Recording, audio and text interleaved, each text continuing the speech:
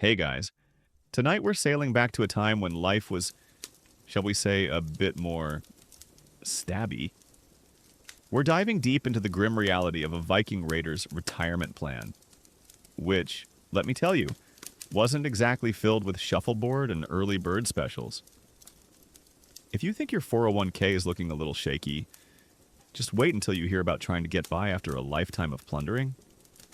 You'll probably want to hug your comfy couch and appreciate the fact that your biggest concern isn't dying from a festering axe wound. So, before you get comfortable, take a moment to like the video and subscribe, but only if you genuinely enjoy what I do here. And if you're listening from somewhere cozy, maybe a quiet suburb in Minneapolis, Minnesota, or a sprawling ranch nestled in the vast plains of Montana, go ahead and drop your location and local time in the comments. I love seeing where you all are listening from. Now, dim the lights.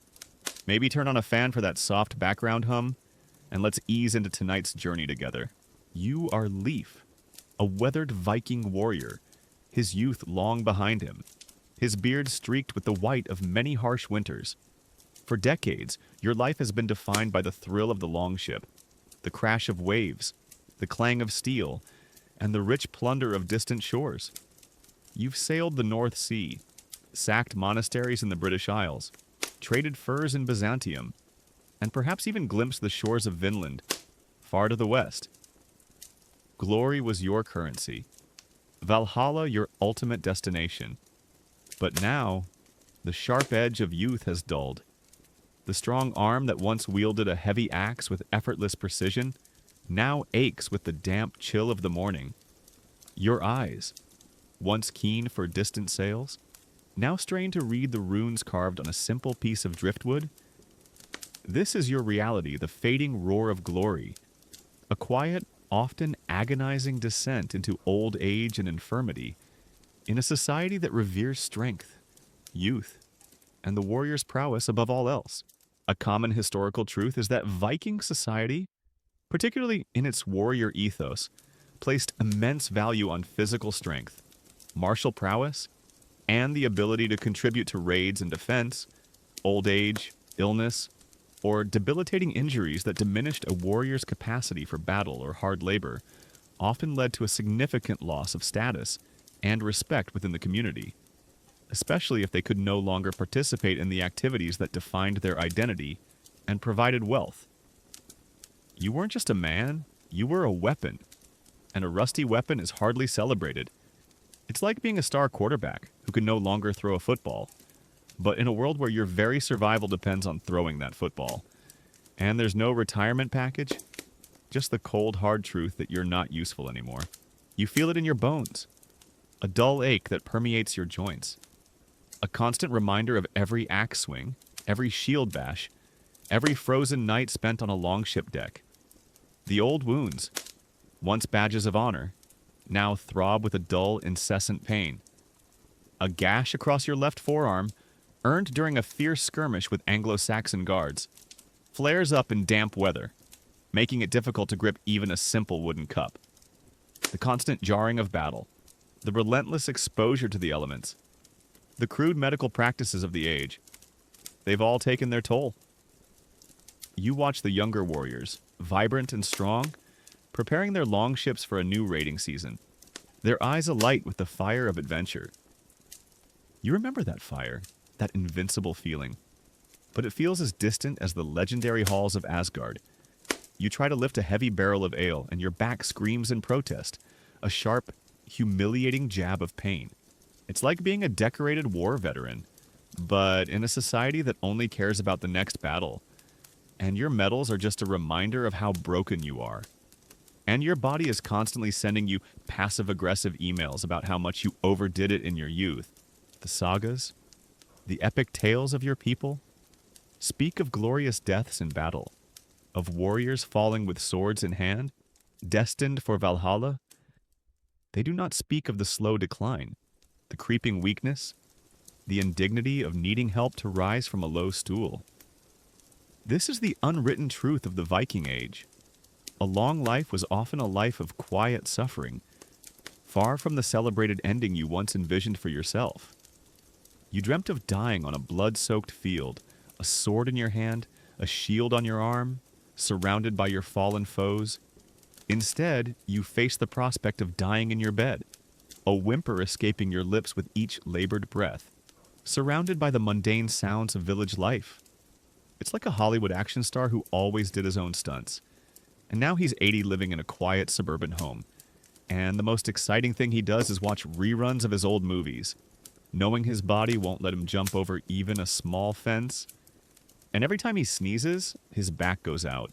A fascinating, yet rarely discussed, detail about this period is that while the ideal Viking death was in battle, archaeological evidence and sagas suggest that a significant number of warriors lived well into old age, often succumbing to chronic illnesses, injuries, or the sheer attrition of a hard physical life. Their later years often involved a shift from raiding to more domestic roles, but the physical toll of their past life was undeniable. This means your experience, while far from the glorified tales, was actually quite common. A quiet suffering endured by many who survived the brutal realities of their youth. You are not alone in your quiet despair. Historians still widely debate the exact social provisions, if any, for elderly or infirm warriors in Viking society, and whether they relied primarily on familial support, communal charity, or if some were simply left to fend for themselves, suggesting a varied and often precarious existence for those who could no longer contribute physically. For you, as Leif, it often feels like you're a burden, a mouth to feed that can no longer bring home the plunder, a body that demands care without offering strength in return. Consider the job of a storyteller in your village. They recount tales of glorious raids, of legendary heroes, of the young and strong. You sit by the fire, listening, your mind drifting back to your own youth, to the battles you fought, the treasures you won. But your stories are no longer vibrant, no longer relevant. The younger warriors nod politely, but their eyes are already glazing over, eager for tales of their potential glory. You are a relic, a fading echo of a past that no longer holds their interest. The storyteller is celebrated, for he inspires the next generation of raiders. You, the retired raider, are merely tolerated, a living reminder of the fragility of glory. It's like being a retired sports star who keeps trying to relive their glory days.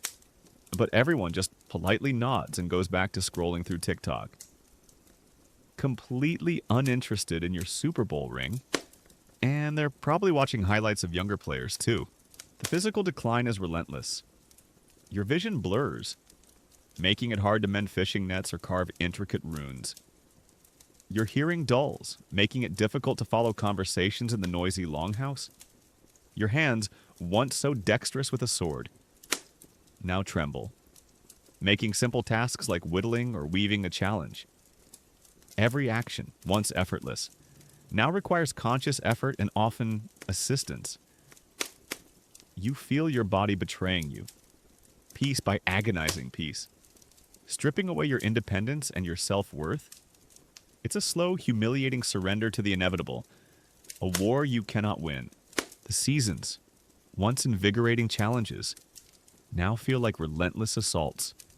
The harsh Nordic winters, with their biting winds and endless darkness, become periods of profound misery. Your joints ache with the cold, your old wounds throb incessantly, and the lack of fresh food weakens your already failing body. The spring thaw, once a signal for new raids and new opportunities, now brings only the prospect of more labor in the fields. Labor you are increasingly unable to perform. The very elements that once forged your strength now conspire to break you. It's like living in a constant state of mild hypothermia, but instead of the cozy warmth of a heated blanket, you get more aches and pains, and your body is constantly reminding you of every time you foolishly went swimming in the icy sea just to prove how tough you were. This gradual deterioration isn't just physical, it's deeply psychological. You, who once commanded respect through strength and fear, now feel powerless. You are dependent on others, perhaps your children or other family members, for your daily needs. This dependence is a bitter pill to swallow, a constant affront to the proud, self-sufficient warrior you once were. You might lash out in frustration, or retreat into a sullen silence, unable to reconcile the mighty warrior of your youth with the fragile, aching old man you have become. The social dynamics shift around you. You are no longer sought for advice on strategy or battle tactics. Your opinions carry less weight in the communal assembly. Younger, stronger men now lead the raids, make the decisions, and command the respect you once enjoyed. You are relegated to the sidelines, a ghost of your former self, observing a world that has moved on without you. It's like being the grizzled coach who built a championship team, but now the new, younger coach gets all the credit, and you're just sitting in the stands, muttering about how things used to be better, and everyone just politely ignores you. The constant reminder of your fading glory is everywhere. The young warriors sharpening their axes, the women weaving tapestries depicting heroic deeds, the children playing at sword fighting, all of it serves as a painful echo of a life that is no longer yours. You might feel a desperate urge to prove yourself, to reclaim a flicker of that past glory, but your body betrays you, forcing you to confront the inescapable truth of your decline. This process of decline also breeds a profound fear of the future. What if your family grows tired of caring for you? What if a lean harvest means less food for the elderly and infirm? What if a new, stronger rival emerges in the village who sees your weakness as an opportunity to seize your meager possessions? The constant insecurity, the gnawing anxiety about your fate, adds another layer of misery to your fading years. You are not just facing physical decline, you are facing an uncertain, often perilous future in a world that has little patience for weakness. So, as the long, dark Nordic night settles over your homestead, and the chill seeps into your aching bones, you lie on your hard sleeping platform, listening to the crackle of the fire. The fading roar of glory is a distant memory, replaced by the quiet groan of your aging body and the stark reality of your diminished status. Your retirement plan isn't a comfortable retirement. It's a slow, agonizing surrender to the inevitable.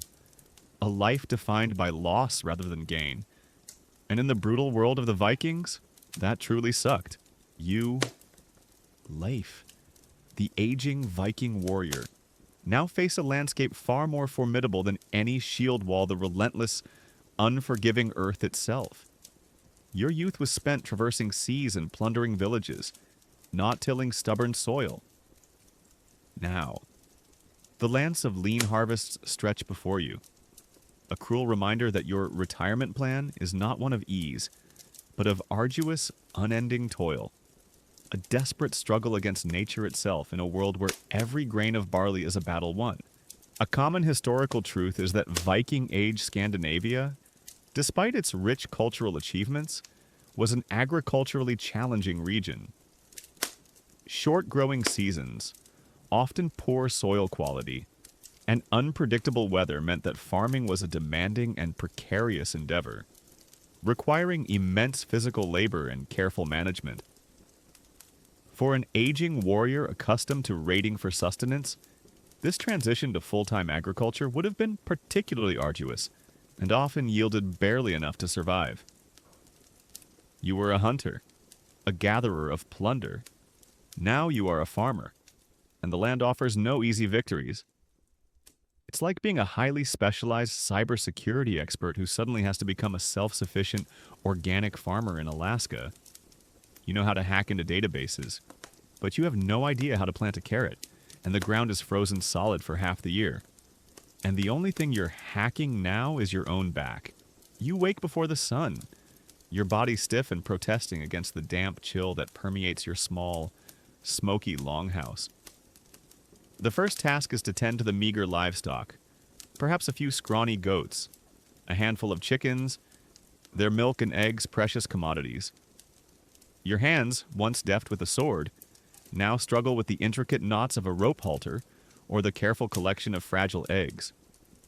Each movement is a reminder of your diminished strength, your fading prowess. You watch your younger neighbor, Gunnar, effortlessly hoist a bale of hay onto his shoulders, and a pang of bitter envy twists in your gut. You used to be Gunner, strong and unburdened by the aches of age. The fields await, stark and unyielding. The soil, thin and stony, seems to resist your efforts with a stubborn defiance. You wield a simple wooden plow, drawn by an equally old and weary ox, the weight of the plow digging into your already aching shoulders. Each furrow is a struggle, the earth clumping stubbornly around your worn boots. You bend to pull weeds, the sharp stones digging into your knees, your back screaming in protest. The sun, when it finally emerges from behind the clouds, offers little warmth, only the promise of more sweat, more toil.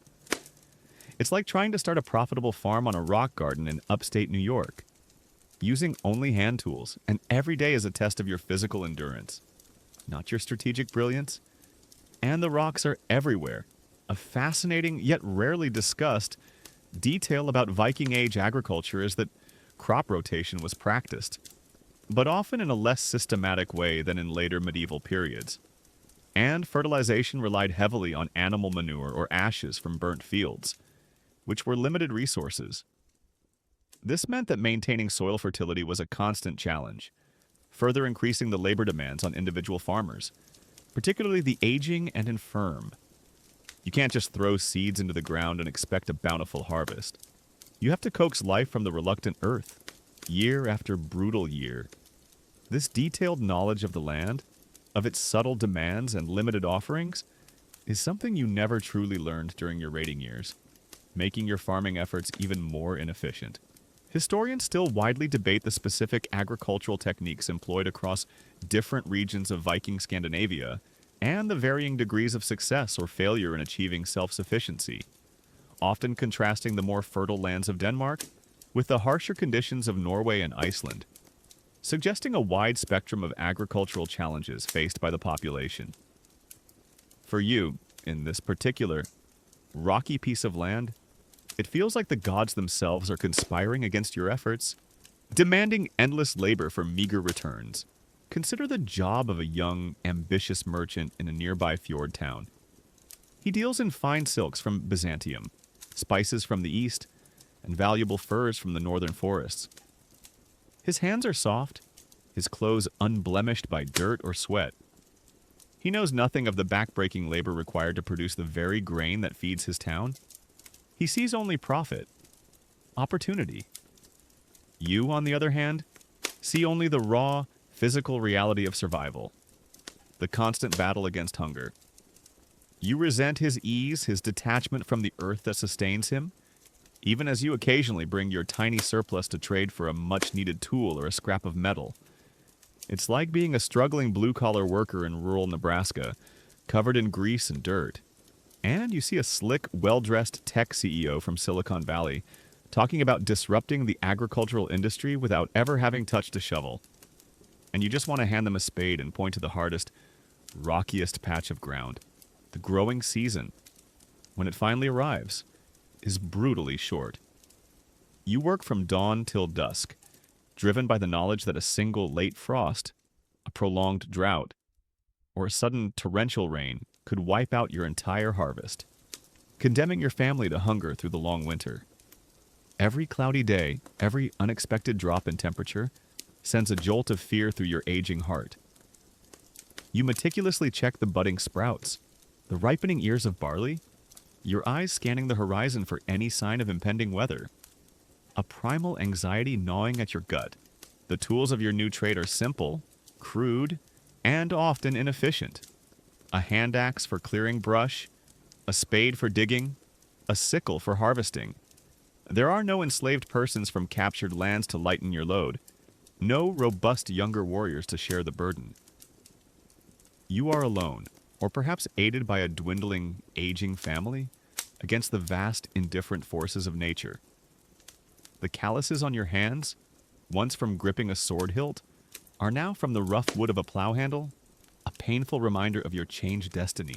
The food, even when a harvest is successful, is monotonous and often bland. Barley porridge, dried fish, perhaps a little smoked meat if you were fortunate enough to hunt a small deer or catch an abundance of fish. The rich stews and plentiful feasts you once enjoyed as a successful raider are distant memories, replaced by the grim necessity of mere sustenance. Your body, once fueled by the spoils of distant lands, now struggles to thrive on the meager offerings of your own soil. You recall the taste of fine wine from Francia, the succulent roasted boar from an English monastery, and then look down at your bowl of thin gruel, and the contrast is a bitter mouthful. This constant, unrelenting struggle for food impacts your mind as much as your body. You develop a deep, almost obsessive anxiety about the next harvest, the next fishing trip, the next meal. Every decision, every moment of your day is dictated by the primal need to survive, to coax enough sustenance from the land to keep your family from starvation. There's little room for dreams, for stories, for the heroic ambitions that once defined your youth. Life becomes a grim accounting, a desperate balancing act between meager inputs and vital needs. The competition for resources is fierce. Your neighbor's animals might stray into your unfenced fields, devouring precious sprouts. A rival might try to divert a stream that waters your crops. The communal pasturage might be overgrazed, leaving your few animals thin and weak. Even among your own people, the struggle for survival creates tension, suspicion, and a constant low-grade conflict over every scrap of land, every patch of usable earth. You find yourself guarding your small plot with a fierce, almost primal possessiveness, knowing that a single loss could mean the difference between survival and starvation.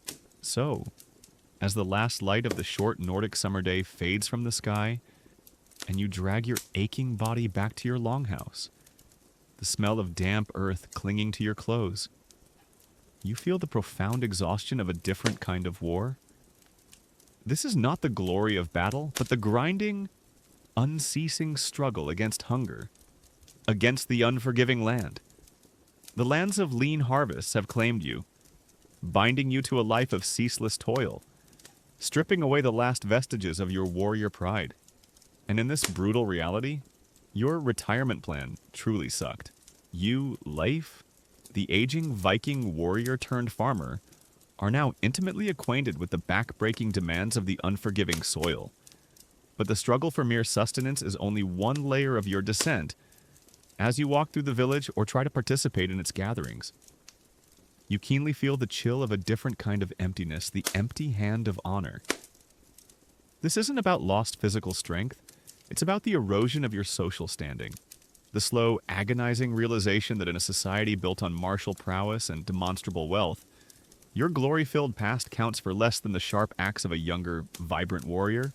A common historical truth is that Viking society was highly stratified and honor-bound, with a strong emphasis on reputation, martial deeds, and the accumulation and display of wealth through raiding, trading, or land ownership.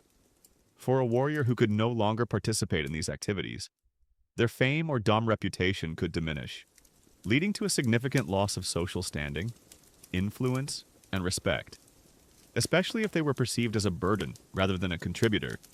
You once commanded respect with the clang of your sword. Now, your empty hand offers no such power, only the quiet shame of uselessness. It's like being a retired professional athlete in a small town where everyone still plays pickup games, but you can't even tie your own shoes, and they just watch you with a mixture of pity and discomfort. And your old jerseys are collecting dust in the attic because no one wants a constant reminder of how far you've fallen. You find yourself at the Thing, the local assembly where disputes are settled and decisions are made. In your youth, you stood tall, your voice heard, your opinions sought on matters of battle strategy or trade routes. You might have even been chosen as a godhi, a local chieftain or priest, wielding significant influence. Now you stand at the periphery, a forgotten figure. When you try to speak, your voice, once a roar that could rally warriors, is now thin and reedy. Younger men, full of bluster and the confidence of recent raids, interrupt you, their eyes dismissive. They speak of new alliances, of untapped lands for plunder, of legal intricacies you no longer grasp. Your wisdom, forged in countless battles, feels irrelevant in their eager pursuit of fresh glory. Your hand, which once clutched the hilt of a sword with unwavering resolve, now hangs empty, a symbol of your diminished influence. It's like being a former CEO trying to offer advice in a startup meeting, but everyone just smiles politely, checks their phones, and ignores you completely because they're too busy chasing the next big trend. And your old corner office has been converted into a ping-pong room. The very concept of honor in Viking society was deeply intertwined with action. With visible deeds of courage and skill, you, Leaf, had a lifetime of such deeds. Your sagas, your personal tales of glory, were once the stuff of eager listening. But now, those tales feel distant, belonging to a different man. The younger generation, busy forging their own sagas, has little patience for the echoes of yours. They live in the present, where honor is earned in the next raid, not in the ones long past. You try to recount a particularly harrowing sea battle, but eyes glaze over. Conversations resume around you.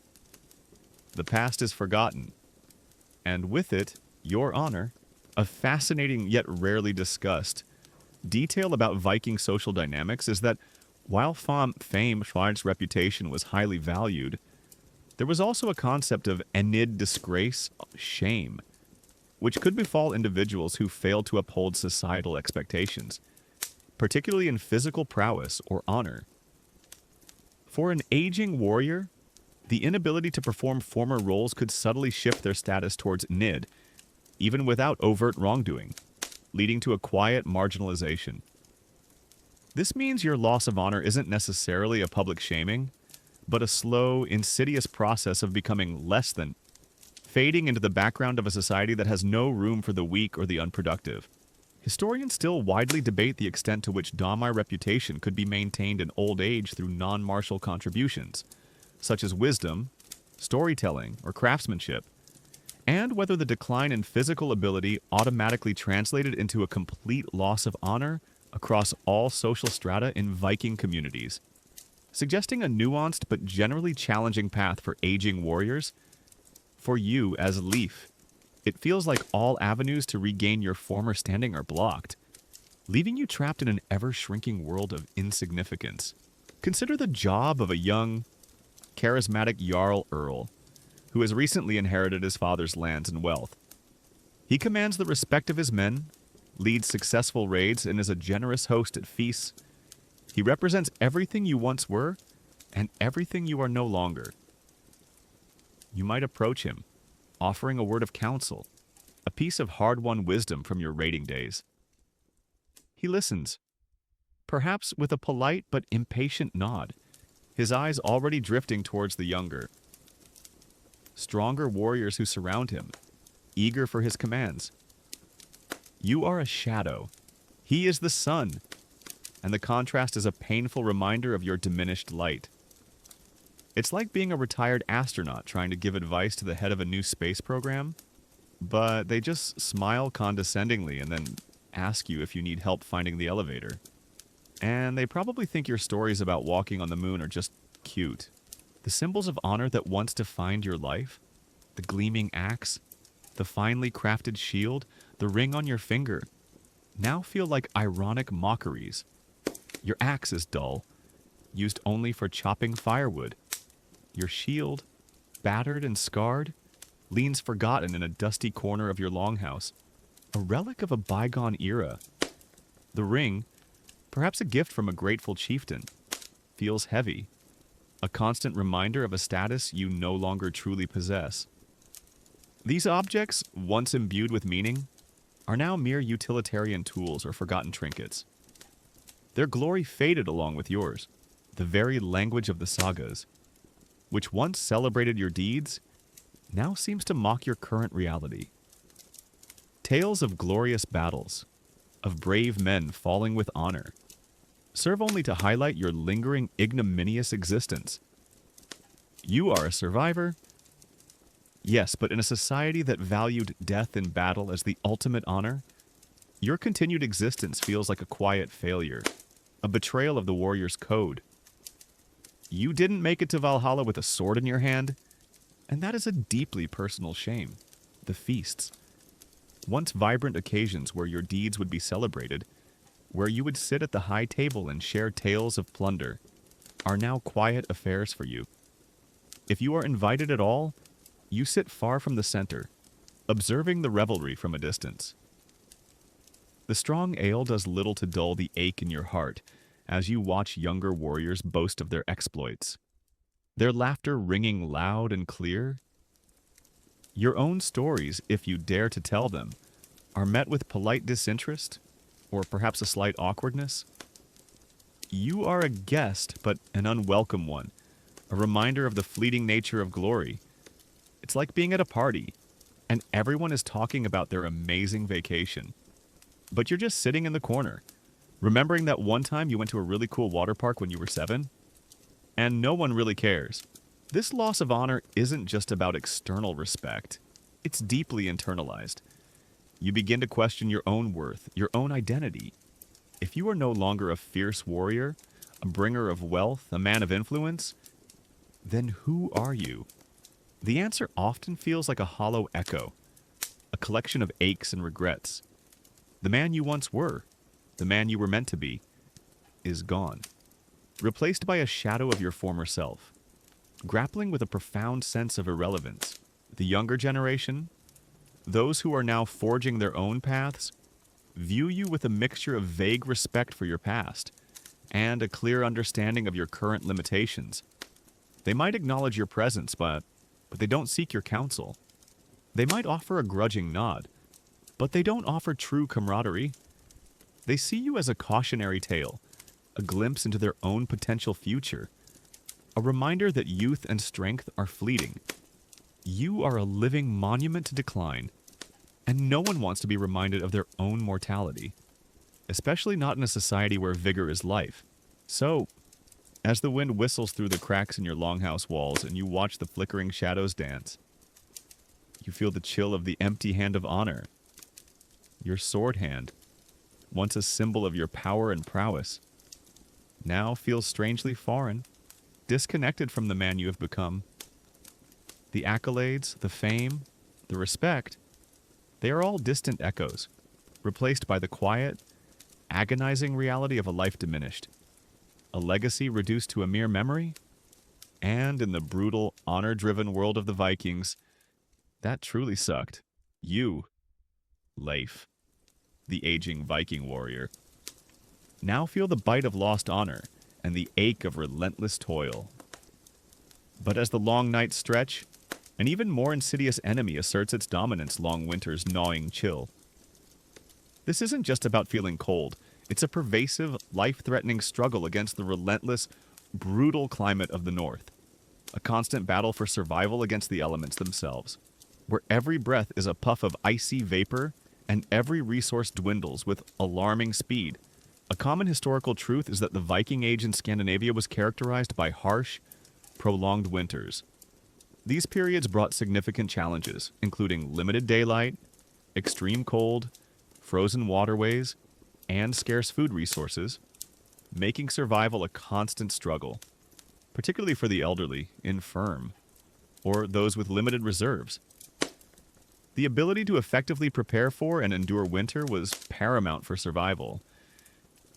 For you, as Leif, winter isn't a season, it's a siege, and you are trapped within its icy walls, your body and spirit under relentless assault. It's like living in a permanent blizzard for 6 months of the year, but your house has no heating, and the only food available is whatever you managed to hoard before the snow started falling. And you just know, every time you shiver, your ancestors are silently judging your lack of preparedness. You wake to darkness, even though the sun should be rising. The windows of your longhouse are tiny, high slits, letting in only a grudging gray light. Outside, the world is transformed into a desolate expanse of white. The wind howls, a mournful lament that seeps through every crack in the timber walls. You pull your thickest wool blankets tighter, but the chill permeates everything, settling deep into your bones, aggravating every old wound, every strained muscle. Your breath, a visible cloud in the frigid air, reminds you of the constant effort your body expends just to stay warm. The crackle of the small fire in the central hearth is the only comfort, but the smoke stings your eyes. A persistent, irritating companion. It's like trying to live in a walk-in freezer that's also dimly lit by a single candle. And every time you breathe, it feels like tiny ice shards are entering your lungs. And your only source of heat is a tiny, smoky barbecue pit. Food becomes a gnawing obsession. The summer's meager harvest is already dwindling. The dried fish hung from the rafters are now counted with anxious precision. The last of the salted meat, preserved from the autumn hunt, is rationed with agonizing care. Every meal is a stark reminder of scarcity. You look at your hungry children, their eyes wide with unspoken need, and feel a deep, burning shame that you, a once mighty raider, cannot provide more. The hunt, once a source of thrill and bounty, is now a dangerous, often fruitless endeavor.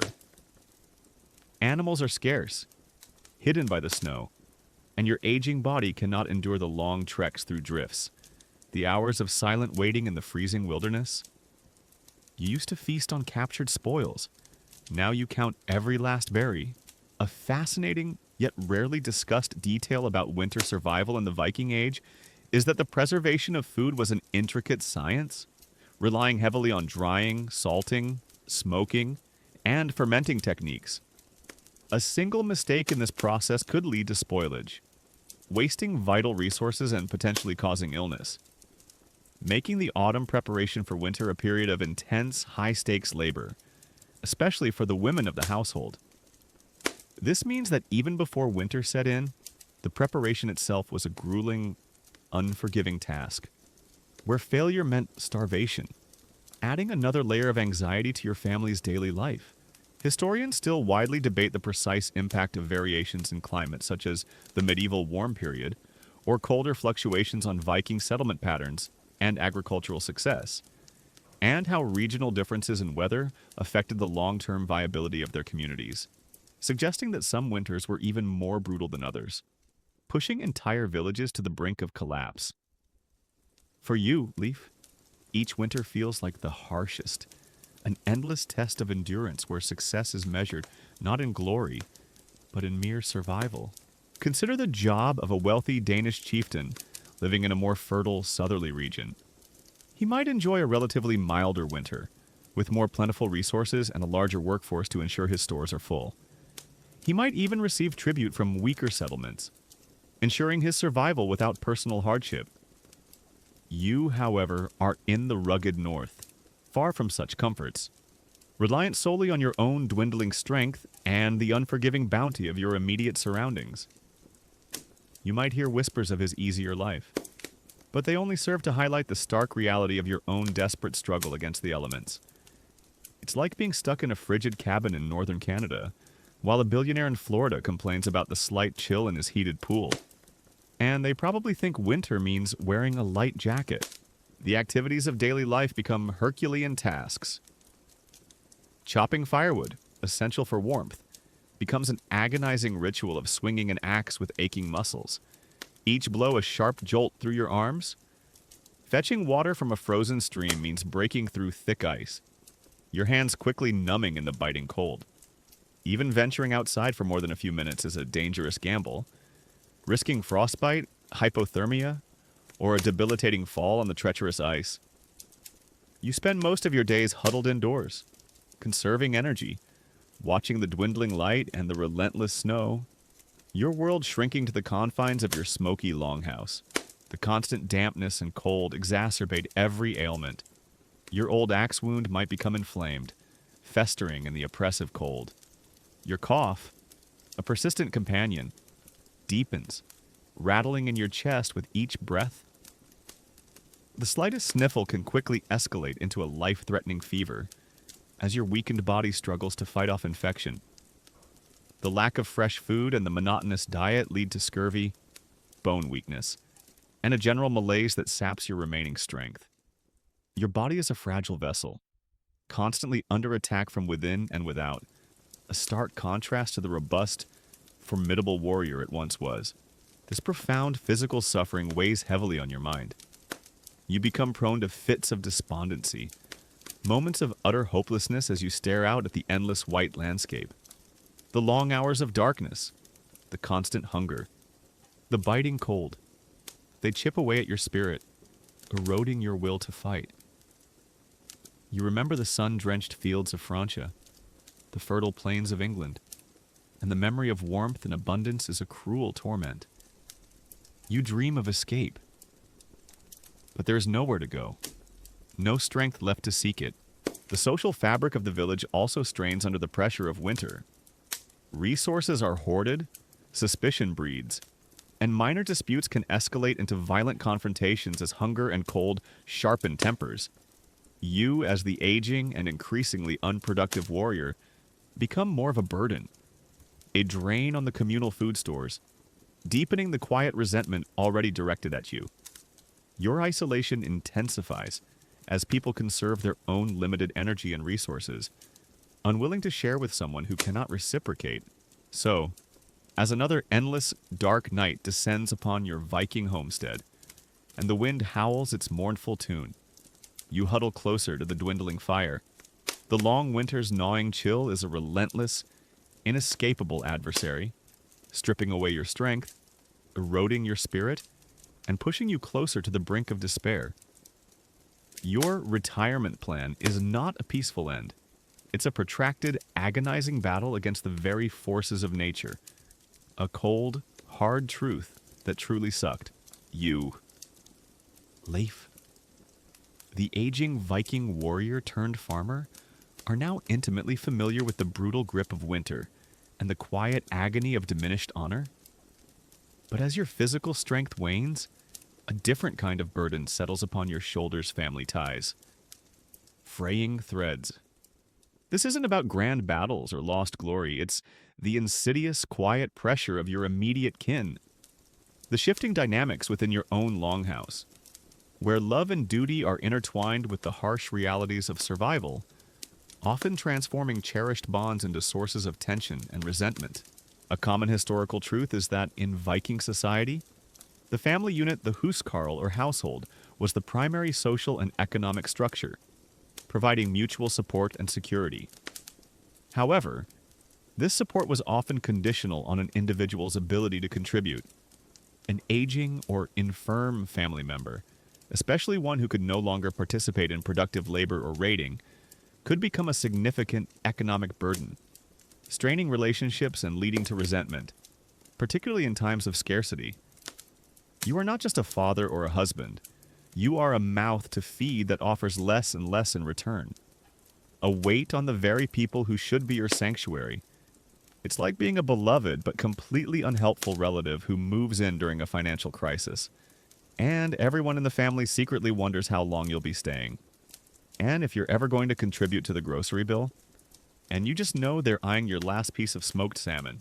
You sit by the smoky hearth, trying to mend a worn fishing net, your fingers stiff with arthritis. Your eldest son, Bjorn, a powerful young man in his prime, watches you. He's recently returned from a successful summer raid, his axe gleaming, his arms strong from wielding it. He doesn't speak, but his gaze is heavy with unspoken expectations. He needs your help in the fields, but your back screams at the mere thought of lifting the heavy plow. He needs you to contribute to the communal defense, but your old leg wound throbs with every step. You see the resentment flicker in his eyes, brief but unmistakable. It's not outright malice, but a weariness, a frustration that you can no longer pull your own weight. You, who once taught him how to swing an axe and steer a longship, are now a hindrance, a liability. It's like being a retired construction worker, watching your strong young son struggle with a heavy beam, and you desperately want to help. But your body just won't cooperate, and you can see the silent question in his eyes. Why can't you be useful anymore? Your daughter-in-law, a practical woman named Helga, busies herself with preparing the meager evening meal. Her movements are efficient, her brow often furrowed with worry. You notice how she portions the dried meat, her eyes lingering for a moment on your bowl before she reluctantly adds a slightly larger piece for Bjorn. The main provider, you understand. She prioritizes the strongest, the most productive, because the survival of the huskarl depends on them. Her occasional curt inquiries about your health feel less like concern and more like an assessment of your continued capacity, a cold calculation of your dwindling usefulness. You are a drain on their precious resources, and her practicality, though necessary, feels like a constant, quiet accusation. It's like living with a very pragmatic accountant who also manages your household budget, and every time you reach for a snack, they give you a look that says, "Do you really need that?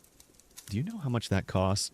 A fascinating, yet rarely discussed detail about Viking family structures is that while primogeniture inheritance by the eldest son was common, the actual distribution of wealth and responsibility could be fluid, especially in the absence of written wills. The younger sons or even daughters might face uncertain futures if the family's resources were strained by unproductive elders, leading to complex internal family politics and potential conflicts over inheritance and support. This means your continued presence isn't just a daily burden, it's a long-term economic calculation that impacts the future prospects of every member of your family. Historians still widely debate the specific mechanisms of intergenerational support in Viking families, and whether elder care was primarily driven by cultural duty, reciprocal expectations from a warrior's past contributions, or pure economic necessity, suggesting a complex interplay of factors that could lead to varied experiences for the elderly. For you, life. It often feels like the expectation of care is slowly but surely eroding under the relentless pressure of everyday survival, replaced by quiet resentment. Consider the job of a family patriarch in a prosperous modern family who has suddenly lost all his wealth and can no longer work. He was once the provider, the decision maker, the respected head of the family. Now he lives with his grown children, dependent on their charity, and feels the subtle shifts in power. He watches his children make decisions he would have once guided, and he sees the quiet glances exchanged when he asks for something, no matter how small. He misses the days when his word was law, when his actions commanded respect, and now he is merely tolerated, a shadow in his own home. You are that patriarch, stripped of your power, and feeling the shift in your own household, the casual conversations, once filled with the warmth of shared experiences and the easy camaraderie of kin, now often feel strained. Topics might subtly shift away from tales of past glories when you approach. The children, perhaps sensing the underlying tension, might avoid seeking your stories, instead gravitating towards their strong, active father. Bjorn, you become a quiet presence, a background figure in your own family, observing their lives unfold while feeling increasingly separate from them. The laughter from the younger generation sounds hollow to your ears, because it's laughter that doesn't include you. This unspoken resentment within the family is a subtle but constant torment. It's not always expressed in harsh words, but in the averted gaze, the prolonged silence, the slight hesitation before fulfilling a request. You understand the economic realities, the desperate struggle to simply survive in this harsh land. Yet, understanding doesn't lessen the pain of feeling like a burden, of watching your loved ones secretly resent your existence. This guilt, this profound shame, gnaws at you, making every meal, every shared space, a source of quiet agony. The lack of personal space in a communal longhouse exacerbates this tension. You are always in close proximity to your family, always aware of their movements, their moods, their subtle gestures of frustration. There is no private retreat, no quiet corner where you can escape their silent judgment. You are constantly under observation, your diminishing capabilities a constant, visible reminder to everyone. This lack of privacy amplifies the feeling of being a burden, of being constantly watched and assessed. Your wife, if she is still alive, might be your only true solace, the one person who still remembers the mighty warrior you once were. But even her love is strained by the realities of your situation. She too must work tirelessly, often picking up the slack of your diminishing contributions. Her own strength wanes, allowing her own burdens grow, and her patience might wear thin. The quiet moments you share are often filled with unspoken anxieties about the future, about survival, about the grim prospects for your children. Love in this harsh world is often a fragile thing. Stretched thin by the relentless demands of a life lived on the edge of subsistence, the future of your family also becomes a source of deep anxiety. Your inability to contribute fully means less land cultivated, fewer resources acquired, less wealth accumulated. This impacts the marriage prospects of your younger children, the ability of your sons to establish their own households, and the overall prosperity of the household. You are not just a burden on the present, you are a drag on the future, potentially condemning your descendants to a life of greater hardship. This knowledge is a profound weight, a constant reminder of your personal failure. So, as the evening draws in, and the family gathers around the hearth, their shadows dancing on the walls of the longhouse, you feel the invisible threads of family fraying around you. The love and duty are there, yes, but they are intertwined with resentment, with unspoken expectations, with the grim calculus of survival. The emotional toll of being a burden on your own kin is a slow, agonizing process, stripping away not just your pride, but the very comfort of belonging. And in the brutal reality of the Viking Age, where every hand was needed for survival, this fraying of family ties truly sucked. You, Leif, the aging Viking warrior, now feel the chill of fraying family ties and the deep ache of physical decline. But as your body weakens and your social standing diminishes, a profound spiritual dread begins to creep in whispers of Valhalla's absence.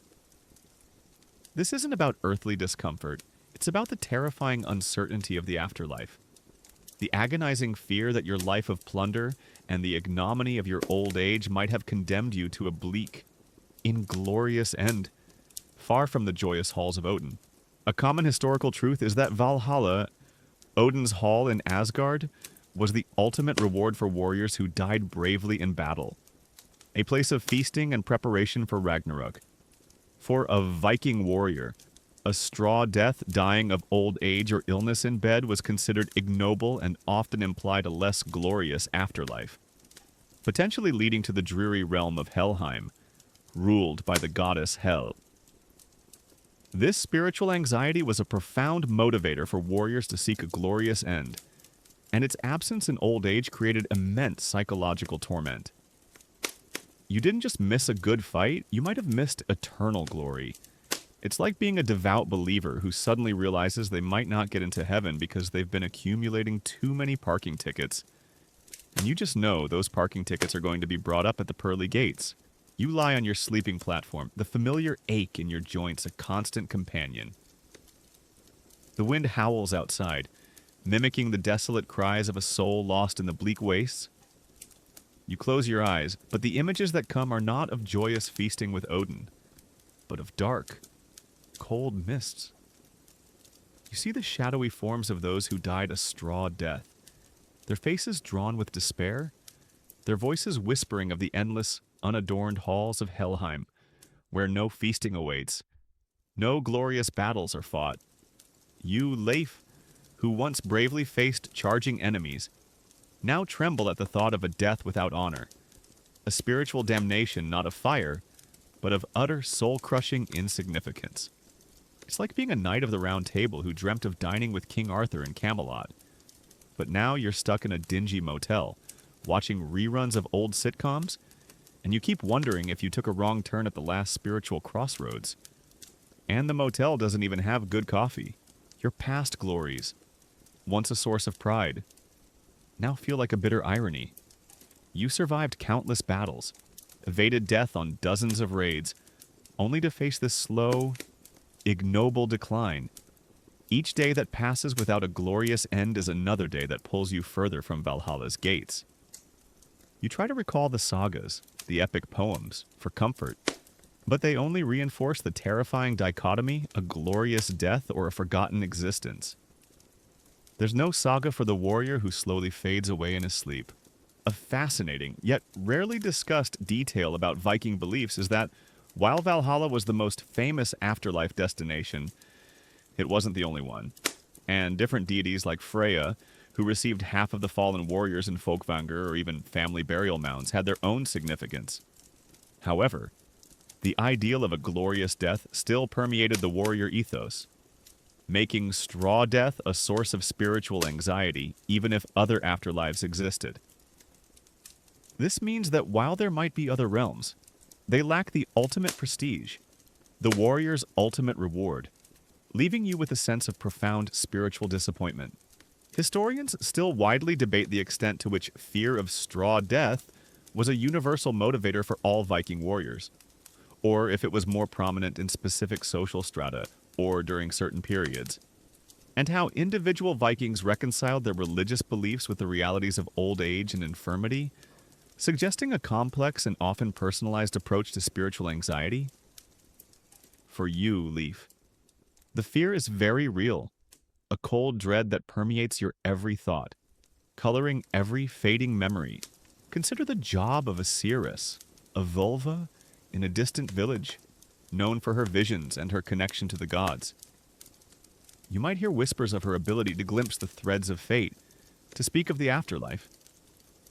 A desperate thought might cross your mind to seek her counsel, to ask if your destiny, so seemingly bleak, can still be altered. But the journey is long, your body weak, and the cost, perhaps beyond your means. And what if her vision confirms your deepest fears? What if she tells you Valhalla is truly close to you? The uncertainty is agonizing, but the certainty might be even worse. It's like being desperately ill and considering a very expensive, risky, and possibly fraudulent experimental treatment. Do you risk everything on a slim chance, or accept your fate? And the seeress probably has a long waiting list, too. The village's religious rituals, once a comfort, now feel like stark reminders of your spiritual predicament. You attend the sacrifices to Odin, to Thor, praying for strength, for a glorious end. But the words feel hollow, caught in your throat. You watch the young warriors offer their blood sacrifices, their eyes burning with faith, and you feel the immense chasm between their vibrant certainty and your gnawing doubt. The gods, it seems, only favor the strong, the bold, the ones who still wield a blade with purpose. The stories shared around the fire, tales of valiant heroes welcomed into Odin's halls by the Valkyries, now mock your quiet, inglorious life. You recall your own dreams, long ago, of such a grand entrance, of the mead horn in your hand, of endless battles leading to ultimate triumph. Now, those dreams are replaced by the grim reality of a bedridden death, a forgotten burial mound, and a journey to a realm of shadows, far from the light of Asgard. The weight of your past, the fact that you survived too long, it feels like a curse. This spiritual isolation is perhaps the most profound of all. You cannot share this fear with others. To admit such doubt is to invite shame, to confirm your perceived weakness. So you carry this burden alone, a silent, internal torment that gnaws at your peace. You might cling to small superstitions, offer quiet prayers to lesser gods, or desperately seek omens in the flight of birds, hoping for some sign, any sign, that your soul is not utterly lost. The thought of facing your ancestors in the afterlife, those who died gloriously in battle, fills you with profound shame. You imagine their stern gazes, their unspoken question, why did you not die with honor, like us? The pride you once felt in your lineage, in your Viking blood, is now tainted by the fear of being seen as a failure, a disgrace to your glorious forebears. You are not just struggling with your own end, you are struggling with your place in the vast tapestry of ancestral honor.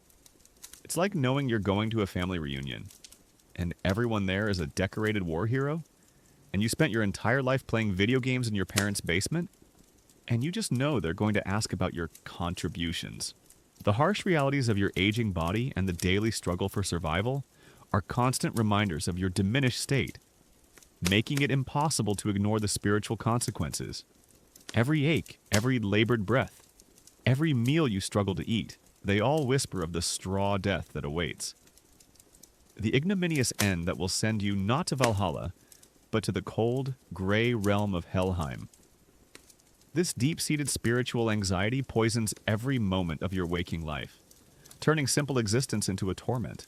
So, as the long, dark nights of the north stretch out before you, and the howls of the wind outside seem to echo the emptiness within your soul, you lie restless on your sleeping platform. The whispers of Valhalla's absence are a constant, chilling companion, a terrifying reminder that your retirement plan might not just condemn you to a miserable old age, but to an eternity of spiritual desolation.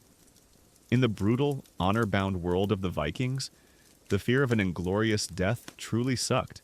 You, Leif, the aging Viking warrior, now grapple with the terror of an ignoble afterlife and the deep anxieties of a fraying family. But as each day grinds on, a profound, relentless torment asserts its dominance, the scars of seasons past. This isn't just about old battle wounds, it's the cumulative, agonizing toll that decades of brutal warfare, relentless labor, and a harsh environment have exacted on your body and mind, leaving you a living testament to a life lived on the very edge of human endurance. A common historical truth is that Viking warriors, despite their formidable reputation, endured extreme physical hardships. Their lives involved constant exposure to harsh weather, violent combat with primitive weaponry leading to severe injuries, and demanding physical labor both during raids and in their agricultural pursuits.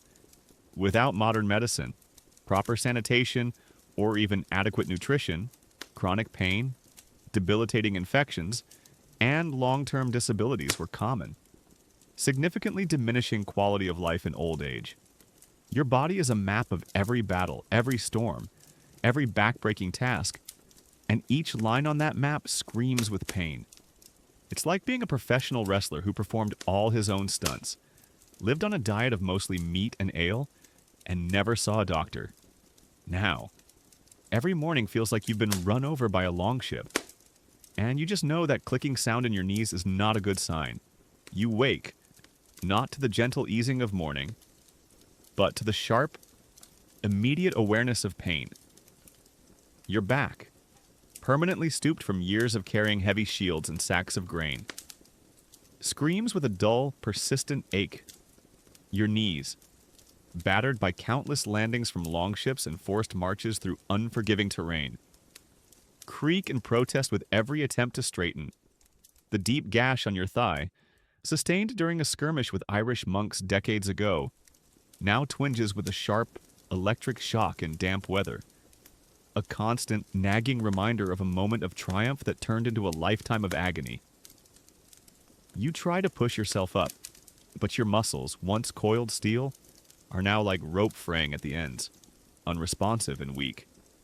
It's like being a marathon runner who's completed 100 races, but now every step feels like you're running through quicksand, and your body is powered by broken springs, and all your major joints are sending you angry, passive-aggressive emails about their immediate need for replacement. Your hands, once powerful and precise, now tremble uncontrollably, particularly in the cold. The calluses that once protected them are now cracked and painfully dry, constantly reminding you of the rough work they've endured. The scars from countless nicks and cuts, from the axe blade or the jagged edge of a shield, crisscross your skin, each one a tiny testament to a moment of danger, a lifetime of wear. Simple tasks, like holding a cup steady or carving a piece of wood, become frustrating challenges, demanding intense concentration and often ending in failure. You can barely string a bow, let alone wield an axe with any real force. A fascinating, yet rarely discussed detail about medieval combat injuries is that even non-fatal wounds could lead to severe long-term complications, such as chronic osteomyelitis, bone infection, nerve damage, or persistent inflammation due to retained foreign bodies, splinters, arrowheads. These conditions would have caused ceaseless pain and limited mobility, making life beyond the battlefield a continuous struggle against one's own body. This means that while you survived the initial blow, the injury itself continued to wage a silent, internal war within you, slowly eroding your capacity for a normal life. You are a walking, breathing medical textbook of ancient trauma. Historians still widely debate the average life expectancy and common causes of death among Viking age populations, and whether chronic pain and disability were primarily accepted as an unavoidable part of life, or if they led to widespread despair and social marginalization for those who endured them, suggesting a complex interplay between physical suffering and societal attitudes towards aging. For you, Leif, it feels like your very existence is a testament to suffering, a living embodiment of every grim reality the sagas conveniently leave out. Consider the job of a skilled healer or leknir in a larger Viking settlement. A person with knowledge of herbs, bone setting, and basic wound care. You might have sought their aid countless times in your youth, after battles, after falls. But now, even their wisdom offers little solace. They can offer poultices for the pain, perhaps suggest a warm compress, but they cannot reverse the years of wear, the deep-seated damage. They look at your body, marked by time and violence, with a mix of resignation and pity, knowing that their skills are limited against the relentless march of time and the cumulative toll of your life. It's like visiting a modern doctor who looks at your x-rays and says, "Sir, your body is essentially a collection of antique parts that have been through a demolition derby. I can give you some painkillers, but that's about it." And they subtly hand you a brochure for comfortable shoes. The chronic pain is relentless, a dull, persistent throb that never truly leaves you. It whispers to you in the quiet of the night, makes every movement a deliberate effort, and gnaws at your patience. You try to ignore it, to push through, but it's a constant, debilitating presence, coloring every interaction, every task, every moment of your waking life. It makes you irritable, short-tempered, and withdraws you further into yourself. As explaining the agony feels futile and makes you seem weak. Beyond the physical, there's the unseen toll, the mental scars, the echoes of battle, the cries of the dying, the grim faces of your comrades lost to the sea or the sword. They replay in your mind, particularly in the quiet darkness of night. You might suffer from disturbed sleep, vivid nightmares of past violence, or a pervasive anxiety that gnaws at your peace. The relentless stress of constant peril, the burden of leadership, the guilt of past actions, they have carved deep furrows in your psyche, leaving you with a haunted, weary spirit. It's like having a mind that's constantly replaying a highlight reel of all the worst moments of your life. But in slow motion, and with a really unsettling soundtrack, the very landscape around you, once filled with opportunities for plunder and glory, now seems hostile. A source of constant physical strain. The rocky terrain, the damp forests, the icy winds, they exacerbate your physical woes, turning every journey outside your longhouse into a painful ordeal. The world, once a canvas for your conquests, is now a relentless adversary, constantly reminding you of your diminished capacity. This physical and mental suffering also impacts your ability to perform even the most basic social functions. You might struggle to attend gatherings, to participate in feast, or even to sit comfortably for long periods. Your discomfort makes you withdraw, contributing further to your isolation. People see your physical struggles, and while some might offer a fleeting moment of pity, most simply adapt to your limitations, subtly excluding you from activities that demand strength or endurance. You are a living reminder of what happens when the body fails, and people prefer not to dwell on such grim realities. So, as the last rays of the setting sun cast long shadows across your weary face, you feel the profound weight of the scars of seasons past.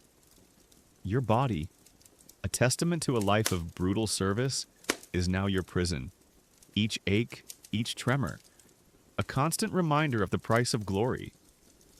Your retirement plan is not a peaceful rest.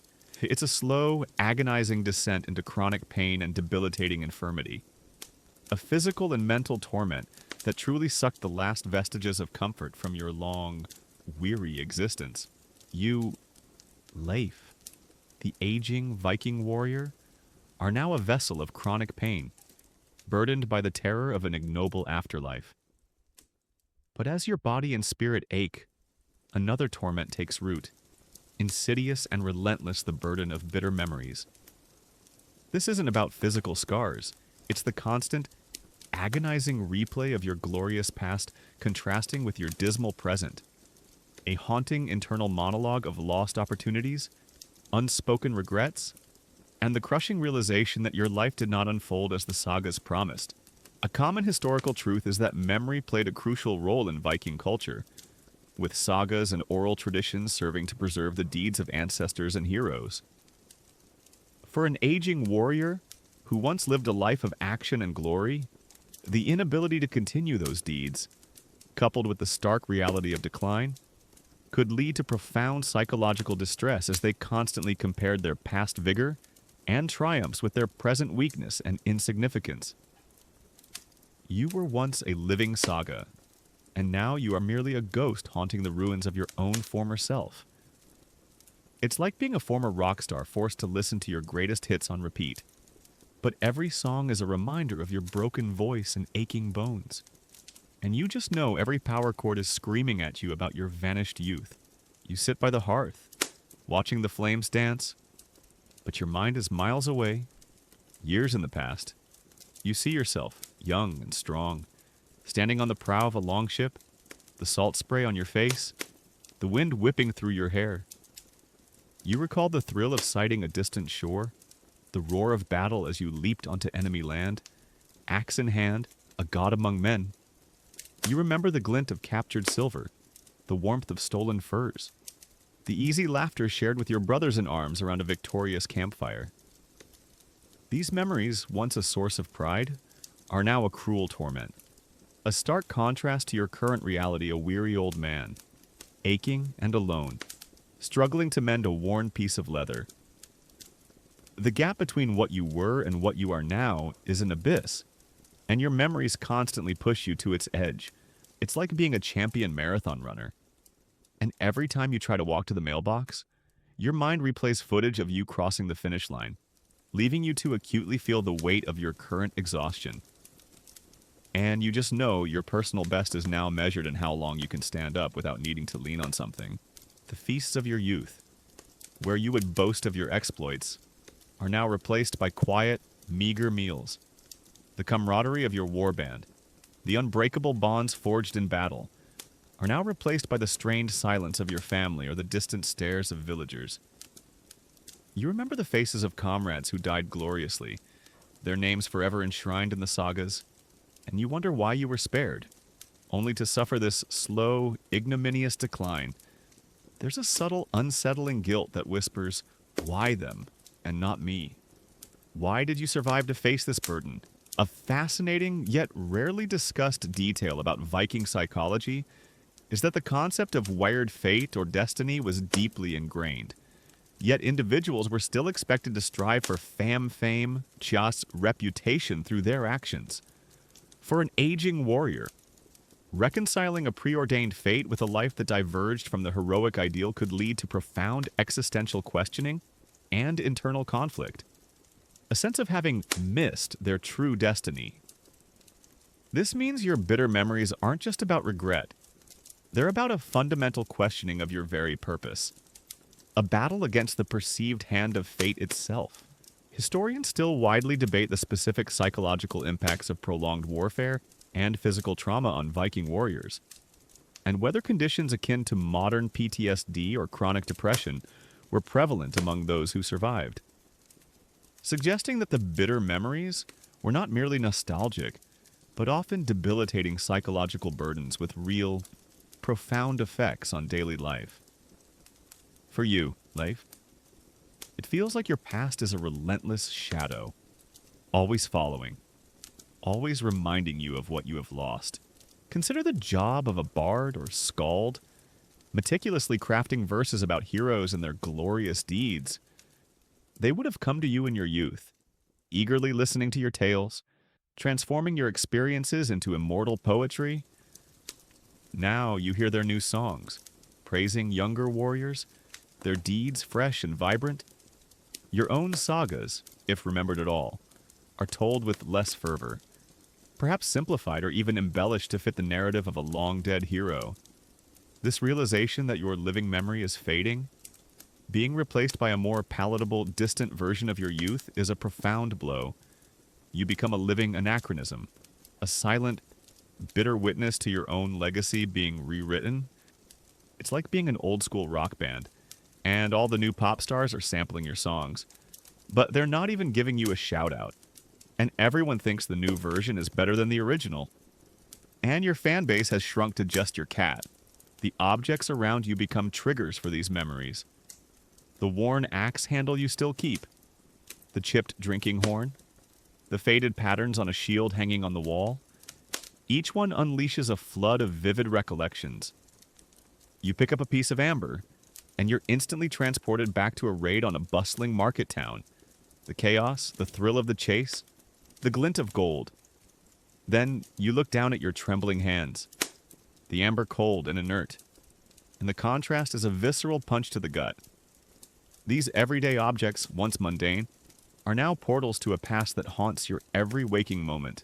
The joy of small victories, the satisfaction of a hard-won peace, the comfort of a quiet evening. These are overshadowed by the constant comparison to your past. A good harvest might bring a momentary flicker of relief, but then you remember the treasures overflowing in a sacked monastery, the wealth that flowed freely during your raiding years, and the present bounty feels meager, insufficient. You are perpetually measuring your current life against a gilded past, and the present always comes up short. This constant rumination on bitter memories often leads to a deep sense of regret.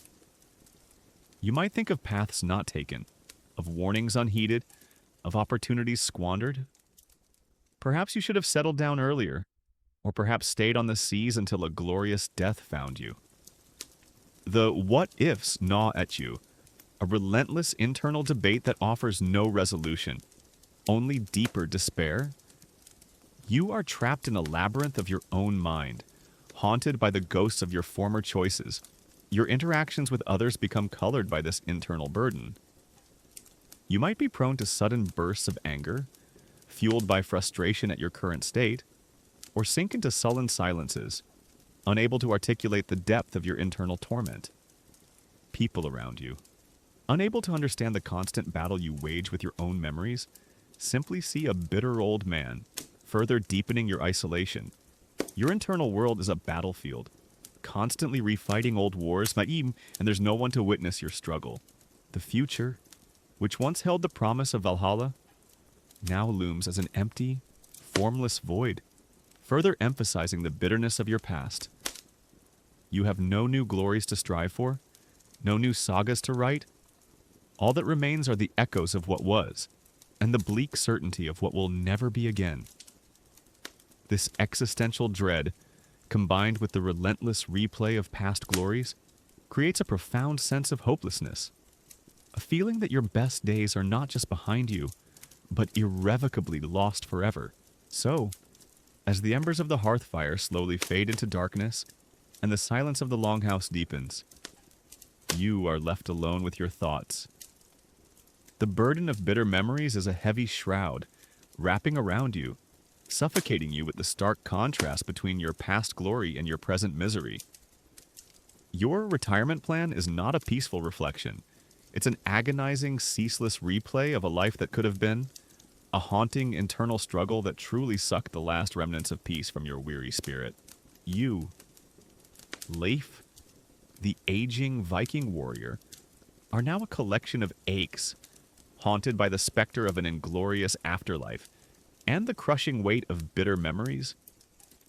Yet, in the quiet moments of your long, weary days, you find yourself seeking something, anything, to soothe the relentless torment seeking solace in silent stones. This isn't about grand rituals or desperate pleas. It's the quiet, deeply personal act of turning towards ancient beliefs, ancestor veneration, and the timeless comfort of nature's enduring presence, desperately hoping for a flicker of peace in a world that offers so little. A common historical truth is that, despite the popular image of raiding and conquest, Spiritual beliefs and ancestor veneration were deeply ingrained in Viking daily life. Individuals often sought comfort and guidance from their gods, protective spirits like Landvetter, and the spirits of their ancestors, particularly in times of hardship or old age. Runestones, burial mounds, and sacred groves served as tangible connections to the spiritual world in the past, offering a sense of continuity and protection. You are turning inwards to the oldest comforts, hoping to find an anchor in the spiritual currents that flow beneath the harsh surface of your world. It's like being a modern person who's had a really rough week, and you find yourself just staring at the gentle sway of a wind chime, hoping it'll somehow make things okay. And you just know those ancient stones have seen tougher times than yours. You rise before dawn, your joints protesting with every movement, but a quiet resolve propels you. You bundle yourself in thick wool and step out into the crisp, pre-dawn air. The village is still asleep, a dark cluster of longhouses beneath the vast, star-strewn sky. You bypass the communal meeting hall, the place of men and their boasts, and instead make your way towards a small, ancient grove of gnarled oak trees on the outskirts of your land.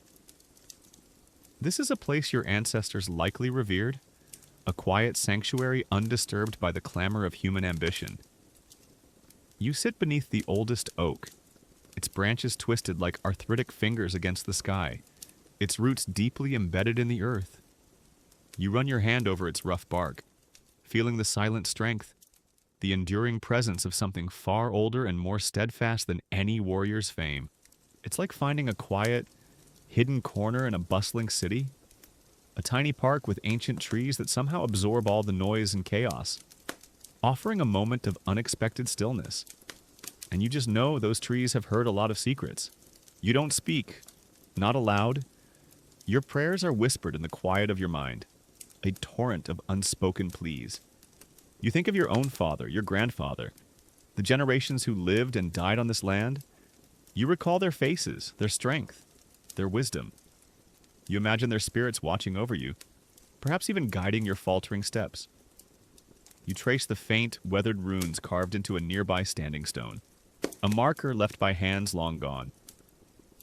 These are not grand sagas of conquest, but simple markings, perhaps a name, a protective symbol, a silent invocation.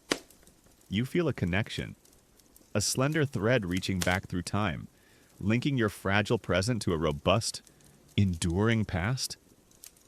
This silent communication, this act of remembering and honoring, brings a fleeting, profound sense of peace.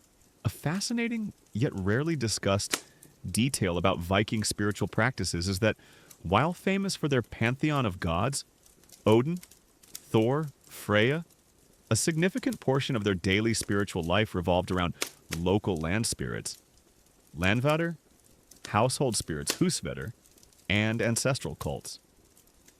These localized beliefs were often more immediately accessible and provided direct comfort and protection in the harsh realities of daily life. Offering a counterpoint to the distant, often demanding, high gods. This means your solace isn't just theoretical. It's rooted in a very tangible, localized spirituality that connects you directly to the land and your lineage, offering a more intimate kind of comfort than the grand, distant halls of Valhalla. Historians still widely debate the precise relationship between the public veneration of major gods and the private, localized practices of ancestor and spirit worship in Viking society, and whether individuals often prioritized one over the other in times of personal crisis or spiritual need, suggesting a fluid and adaptable personal faith. For you, at Leaf, the personal connection to the silent stones and the spirits of the land feels more immediate, more comforting than the grand, often unattainable, promise of a warrior's afterlife. Consider the job of a goldsmith in a distant town, meticulously crafting intricate jewelry for the wealthy. His work is beautiful, but it is artifice, a fleeting display of human skill. You, on the other hand, are seeking something deeper, more elemental. You are not concerned with fleeting beauty or material wealth. You are seeking genuine connection, a spiritual solace that no amount of gold or silver can buy. The goldsmith's creations will eventually tarnish or be melted down. The ancient stones, the venerable trees, they endure. Your solace lies in that enduring strength, in the quiet, unchanging presence of the earth. It's like comparing a flashy, brand new sports car to a wise, ancient redwood tree. One might look impressive for a moment, but the other offers a quiet, profound sense of permanence. And you're definitely more interested in the tree right now. You might carry a small, polished stone in your pocket, perhaps found by a sacred waterfall or taken from an ancient burial mound. You rub it between your fingers, feeling its smooth coolness, its solid weight. This simple act is a form of meditation, a quiet centering amidst the chaos of your internal turmoil. The stone is a tangible link, a tiny piece of the enduring earth, a silent witness to countless generations. It reminds you that life, despite its fleeting nature, is part of a larger, timeless cycle, and your struggles are but a small part of that grand, slow procession. Sometimes, you find yourself wandering towards the family burial mound, a low, grassy hillock on your land where your ancestors rest. You sit there, not in sorrow, but in quiet communion. You speak to them in your mind, telling them of your struggles, your fears, your weariness. You ask for their strength, their guidance, their blessing. The silence of the mound is not empty. It feels filled with their ancient presence, a comforting weight that wraps around you like a worn, familiar cloak. You imagine them, perhaps nodding in understanding, their own struggles long past, their spirits now part of the earth, watching over their descendants. This turning towards the land and the ancestors is a profound shift from your past life as a raider. Then your focus was outward, on conquest, on acquiring wealth from distant lands. Now your focus is inward, on resilience, on finding sustenance not just in the earth's bounty, but in its ancient wisdom. You are drawing strength from the very soil you now struggle to cultivate, from the very stones you once overlooked in your pursuit of glory. It's a humbling realization, a quiet acceptance of your place in the larger cycle of life and death. The natural world, with its unchanging rhythms, becomes a source of profound comfort. The quiet flow of a stream, the steady growth of the trees, the cyclical dance of the sun and moon, these elements provide a sense of order and permanence that your own tumultuous life has lacked. You find yourself observing them with a new appreciation, a quieter understanding. You are no longer trying to conquer nature. You are seeking solace within it, becoming a part of its silent, enduring strength. So, as the last rays of the setting sun paint the ancient oak grove in hues of soft orange and purple, you sit, your hand resting on the rough bark, the polished stone warm in your pocket. The silence is profound, broken only by the whisper of the wind through the branches. In these quiet moments, seeking solace in silent stones and the enduring presence of your ancestors, you find a flicker of peace, a brief respite from the relentless gnawing of regret and fear. Your retirement plan might not offer earthly comfort, but in these spiritual connections, you find a different kind of wealth, a quiet dignity that truly sucked the last vestiges of despair from your weary soul, leaving a fragile but genuine sense of connection and peace. You, Leif, the aging Viking warrior, have navigated the brutal currents of physical decline, the gnawing anxieties of the afterlife, and the quiet solace found in ancient beliefs. Now, as the saga of your life draws to a close, we confront the final, inevitable truth, a saga's fading echo. This isn't just about your personal end, it's about the silent disappearance of a way of life, the gradual assimilation of Viking culture, and the profound realization that the thunderous roar of the longship and the clanging of axes will, for your descendants, become nothing more than distant, almost forgotten legends, A common historical truth is that the Viking Age eventually gave way to the Christianization of Scandinavia and the establishment of more centralized monarchies. This transition gradually ended large-scale raiding, reshaped social structures, and fundamentally altered the identity of the Norse people. For an older warrior like yourself, who embodied the fading pagan and raiding ethos, this cultural shift would have been profoundly disorienting, leaving you a relic in a world that was rapidly moving on. You are not just dying, your entire world is dying with you, slowly being replaced by something utterly foreign. It's like being a master artisan in a world that's embraced mass production. Your skills are no longer valued. Your traditions are deemed archaic, and the very concept of your craft is becoming a quaint footnote in history. And you just know that soon. No one will even remember how to forge a proper sword, let alone wield one with honor. You lie in your bed, the familiar ache in your bones, a dull background hum. Outside, the sounds of your village are changing. You hear the distant rhythmic clang of a new bell from the nascent Christian church in the nearby settlement, a sound that would have been alien, even threatening, in your youth.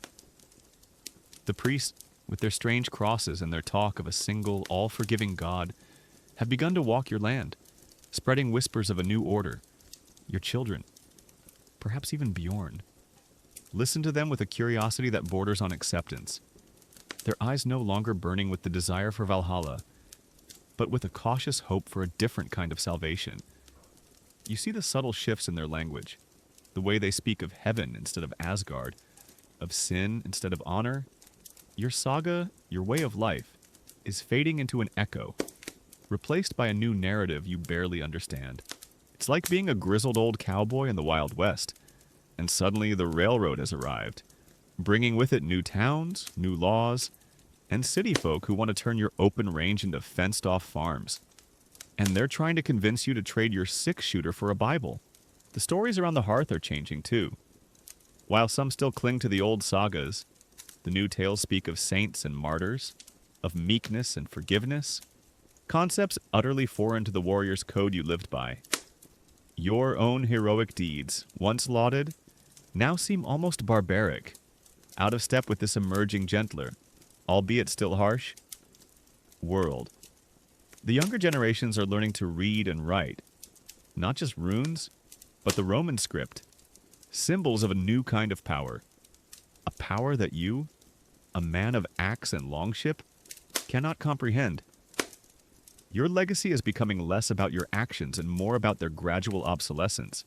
A fascinating yet rarely discussed detail about the Christianization of Scandinavia is that it was often a gradual, syncretic process, with elements of pagan beliefs persisting alongside Christian practices for generations. Conversion wasn't always a sudden rejection of the old gods, but often an adaptation, leading to a complex cultural tapestry where an old warrior might see his grandchildren paying homage to both Thor and Christ, creating a sense of fragmented identity. This means your world isn't just disappearing, it's morphing into something unrecognizable, a hybrid of old and new that leaves you stranded between two dying, or emerging, worlds. Historians still widely debate the exact timeline and specific motivations for the widespread conversion to Christianity across different Norse regions, and whether it was primarily driven by political expediency to gain alliances with Christian kingdoms, economic benefits facilitating trade, or genuine spiritual conviction, suggesting a multifaceted process that slowly eroded the traditional Viking identity. For you, Leif, the why matters less than the what, the undeniable and profound change that is sweeping over your world. Consider the job of a young Christian monk who arrives in your village, diligently transcribing ancient texts and teaching the new faith. He is frail, perhaps, but his eyes hold a quiet conviction, a certainty in his new God that you, with your pagan doubts, can no longer muster for your own deities. He views your warrior past with a mixture of pity and judgment, offering you salvation in exchange for renouncing the very deeds that once defined your honor. He doesn't understand your world, your values, your fear of Helheim. He offers a different path, but it is a path that requires you to abandon everything you once held sacred. It's like being an ancient samurai, watching a young, earnest missionary try to explain quantum physics to you. You understand bits and pieces, but the core concepts are so utterly alien, they might as well be from another planet. And you just know his ideas won't help you wield a katana. The longships, once the symbols of your people's power and reach, are less frequently built for raiding. More often, they are used for trade, for carrying goods, their sails now bearing the marks of merchants rather than the fearsome raven banner. The skills of a raider, the brutal efficiency of combat, the swiftness of an unexpected attack are slowly becoming less relevant. Your knowledge of foreign coastlines, of vulnerable monasteries, of hidden treasures, is becoming obsolete, replaced by a need for agricultural expertise and the intricate laws of a burgeoning feudal society. The very purpose of your life, the very core of your identity, is slowly dissolving. The social order is shifting. The power of the local chieftains, the jarls and kings, is becoming more centralized, often aligning with the emerging Christian monarchs.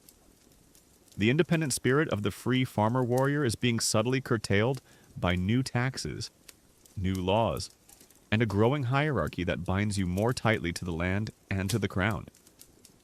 The freedom you once knew, the ability to take up your axe and seek your fortune wherever the winds might lead, is a fading memory, replaced by the grim realities of fixed settlements and rigid social structures. The very landscape itself seems to be changing around you. Slowly being tamed, forests are cleared for more permanent farms. Roads are being built, connecting settlements, making travel easier, but also bringing with them more control, more oversight. The wild, untamed corners of the world, the places where a raider could truly feel free, are shrinking, replaced by the ordered, cultivated fields of a settled, Christianized land. The raw, untamed spirit of the Viking Age is being slowly, inexorably, domesticated. This sense of a fading echo is not just cultural, it's deeply personal. You see it in your children's eyes, their ambitions different from yours. They seek stability, security, perhaps even peace, rather than glory and plunder. They will live lives very different from yours, lives that would have seemed soft, even cowardly to your younger self. You are the last of a dying breed, a living embodiment of a historical epoch that is drawing to a close. The thunder of your past, the roar of the longship, will soon be nothing more than a whispered tale, a faint echo in the long halls of history. So, as your breath grows shallow and the world outside your longhouse feels increasingly distant, you understand. The saga of your life, like the saga of your people, is fading. The longships are rotting in the harbors, the axes are dulling, and the old gods are retreating into the mists. Your retirement plan is not just about your personal end. It's about bearing witness to the silent, agonizing demise of an entire age. A profound cultural transition that truly sucked the very essence of your identity and your legacy into the annals of a quiet, forgotten past.